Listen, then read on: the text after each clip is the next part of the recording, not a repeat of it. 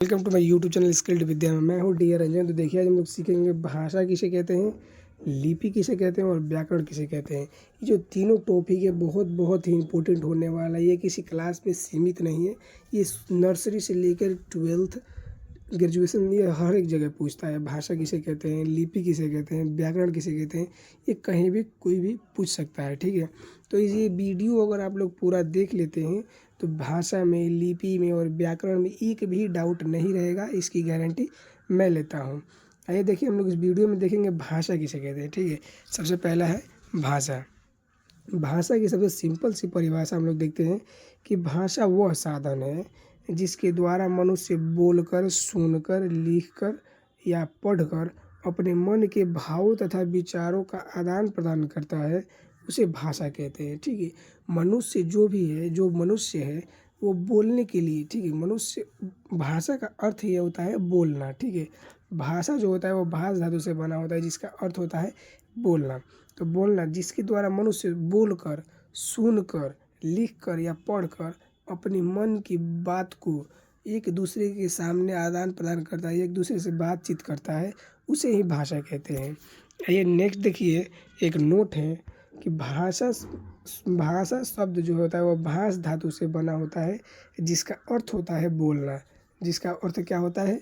बोलना। भाषा का अर्थ ही है बोलना। नेक्स्ट देखिए भाषा के रूप। तो भाषा के कितने रूप होते हैं? तो भाषा के दो रूप होते हैं। पहला होता है, भाषा के जो रूप होते हैं दो होते हैं। पहला होता है मौखिक भाषा, दूसरा होता है लिखित भाषा। मौखिक भाषा और लिखित भाषा। आइए मौखिक भाषा के इन दोनों के भी परिभाषा को हम लोग देखेंगे। आप वीडियो में अंत तक बने रहिएगा। देखिए पहला है मौखिक भाषा। मौखिक भाषा किसे कहते हैं?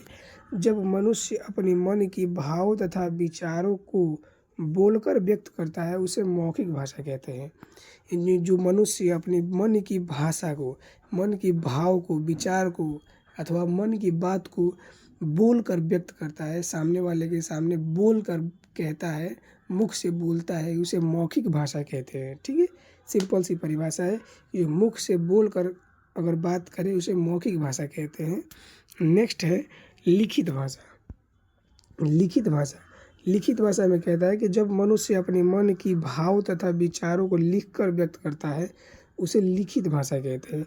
ये सिंपल सी परिभाषा है, जो लिख कर व्यक्त करे। अगर कोई भी बात, अगर कोई मनुष्य लिख कर व्यक्त करता है, वो बोल नहीं सकता है, लिख कर व्यक्त करता है, उसे लिखित भाषा कहते हैं। ये सबसे सिंपल सी परिभाषा है, एक बार में ध्यान दीजिएगा तो एक बार में याद होने वाला परिभाषा है। यानी जो मुख से बोल कर व्यक्त करता है अपने मन की बात को तो उसे मौखिक भाषा, और अपने मन की बातों को लिख कर व्यक्त करता है उसे लिखित भाषा कहते हैं। हो गया, समझ में आ गया।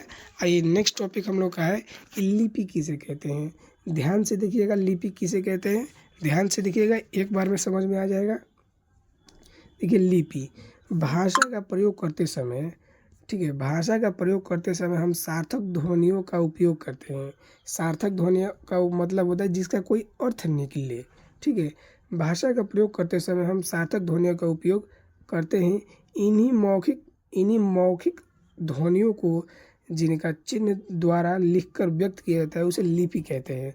जिन चिन्हों द्वारा लिखकर व्यक्त किया जाता है उसे लिपि कहते हैं। यानी सिंपल सी अगर परिभाषा आप लोग जानना चाहते हैं लिपि की, तो लिपि की सिंपल सी परिभाषा है, किसी भी भाषा के लिखने की विधि को लिपि कहते हैं। ये सबसे सिंपल परिभाषा है। पूरे यूट्यूब चैनल पे ऐसा कोई सिंपल सी परिभाषा में कोई आपको नहीं समझाएगा। किसी भी भाषा के लिखने की विधि को लिपि कहते हैं। ठीक है, आइए देखिए इसमें जो नोट देख लेते हैं। एक दो नोट है। प्रत्येक भाषा की लिपि अलग अलग होती है। जितनी भी भाषाएं होती हैं उनकी लिपियां अलग अलग होती हैं तथा इन्हें अलग अलग नामों से जाना जाता है। हर एक लिपि का अलग नाम होता है और अलग अलग चिन्हों के रूप में ये आती हैं, ये पढ़ने को मिलती हैं। आइए दो चार लिपि और उसके भाषा को देखते हैं। जैसे में देखिए हिंदी, संस्कृत और मराठी, ये तीनों की लिपि जो होती है वो देवनागरिक होती है। पंजाबी की जो देवनागरिक भाषा है वो गुरुमुखी होती है। उर्दू और फारसी की होती है फारसी। अरबी की लिपि होती है अरबी। बांग्ला की लिपि होती है बांग्ला। नेक्स्ट है रूसी की लिपि होती है रूसी।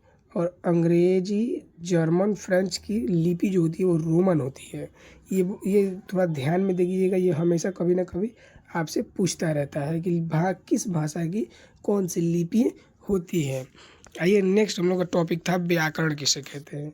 ठीक है, व्याकरण किसे कहते हैं, तो व्याकरण का सबसे सिंपल सी परिभाषा है, सबसे सिंपल परिभाषा, थोड़ा सा ध्यान दीजिएगा, दिमाग में बैठ जाएगा, कभी आप नहीं भूलेंगे। सबसे आसान तरीका से व्याकरण किसे कहते हैं। ठीक है, व्याकरण की परिभाषा है जिस शास्त्र से शुद्ध शुद्ध लिखना, शुद्ध शुद्ध पढ़ना तथा शुद्ध शुद्ध बोलना, समझना बूझना आ जाए उसे व्याकरण कहते हैं। यानी जिस भी शास्त्र से शुद्ध शुद्ध लिखना, शुद्ध शुद्ध पढ़ना, शुद्ध शुद्ध बोलना या अथवा समझना बूझना आ जाता है उसे व्याकरण कहते हैं।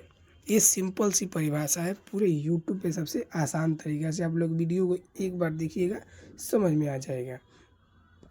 तो कैसा लगा आपका वीडियो? आई होप ये वीडियो आपको अच्छी लगी हो। अगर अच्छी लगी हो तो प्लीज़ वीडियो को लाइक एंड चैनल को सब्सक्राइब करना ना भूलें। मिलते हैं किसी नए वीडियो में नए टॉपिक के साथ, तब तक के लिए जय हिंद जय भारत।